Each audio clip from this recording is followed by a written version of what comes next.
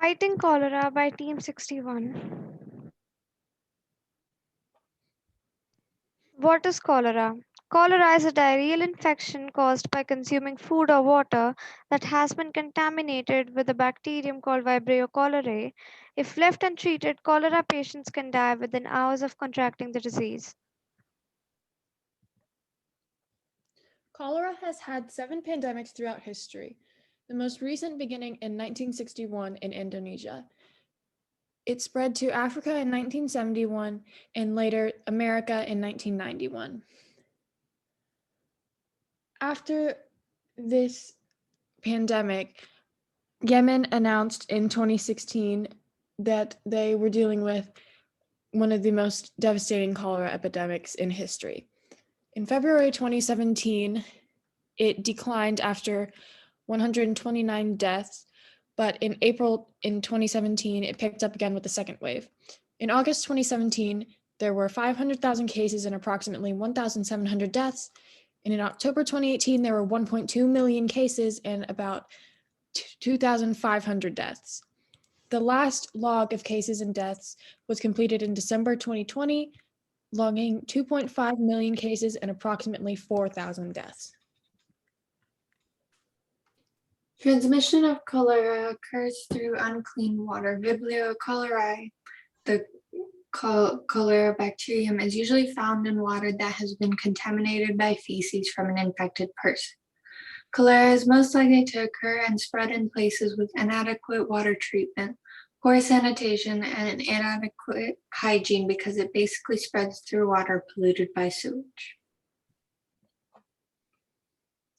Symptoms of cholera: cardiovascular, low blood pressure and rapid heart rate, gastrointestinal, diarrhea, nausea, dehydration. Other symptoms are loss of skin elasticity, fatigue, weight loss, dry mucous membranes. Cholera symptoms appear as soon as a few hours or as long as 5 days after infection. Symptoms can range from mild to deadly depending on the patient and the treatment given. Although many infected people may have minimum or no symptoms, they can still contribute to the spread of the infection. Modern day cholera. Climate change. Flooding and increased precipitation caused by climate change have worsened water conditions. Mitigation. Largely taken care of with modern sanitization. However, not everyone has access to this. Third, poverty. This disease disproportionately affects third world countries due to increased poverty and war in those areas. Vaccination. There's no multivalent vaccination for cholera, only a temporary oral vaccine. Current mitigation methods: water treatment. Unsafe drinking water in combination with inadequate sanitation is responsible for the majority of cholera epidemics and fatalities. Cholera was common in the United States in the 1800s, but it has been nearly eliminated by water treatment facilities and sewage treatment systems.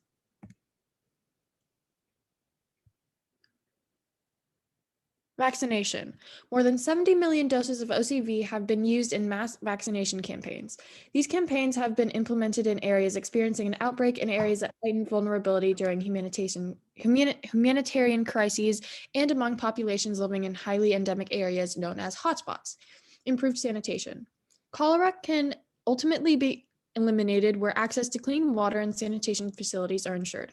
Over 2.2 billion people gained access to improved toilets or latrines since 1990.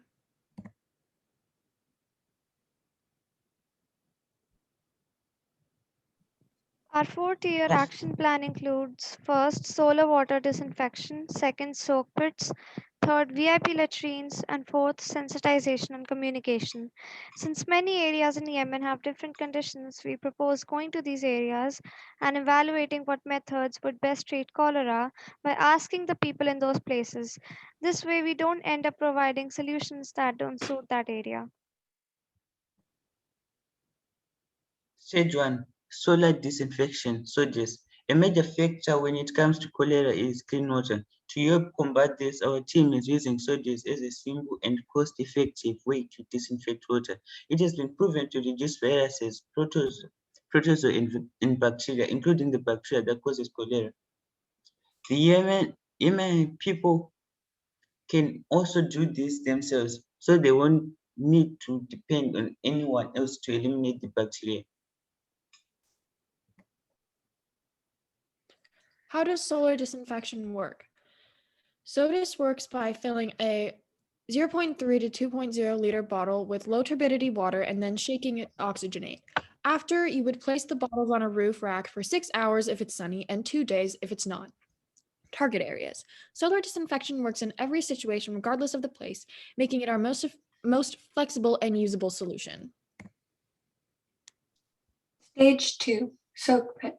In recent years, climate change-induced factors like increased rainfall, flooding, and winds have contributed to further contamination of water sources.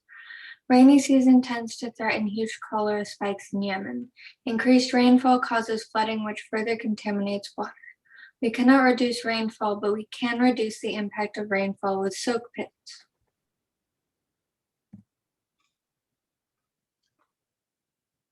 What is a soak pit? A soak pit is a covered porous walled chamber that allows water to slowly soak into the ground and prevents flooding. It can be built and repaired with locally available materials. Very little or no capital is required and it recharges groundwater bodies as well. Target areas. The implementation of soak pits will be most effective in areas with the heaviest rainfall such as Ib and Thais. This is a diagram of what a soak pit could look like. Stage 3. Ventilated improved pit or VIP latrines. Unsafe sanitation is responsible for 54% of cholera cases. The primary source of contamination is usually the feces of an infected person that contaminates water or food. In Yemen, people use pit latrines or openly defecate. Cholera also transmits through insects as it can survive on their external surfaces. Our solution aims to achieve two things with one action. What are ventilated improved pit latrines? Ventilated improved pit latrines are an improvement over traditional latrines. They have an additional pipe which controls the odor and also allows light into the latrine, attracting insects into the pipe where they are trapped by the fly screen at the top of the pipe. Once the pit is full and the waste compost, it can be used as fertilizer. Target areas. Those VIP latrines should be first executed in the areas with the poorest latrine system such as Sanya, Outer Yeda, and Outer Lane. It should also be particularly implemented in the farming regions such as Ib, Odeida, and Yauf because they can make use of the fertilizer.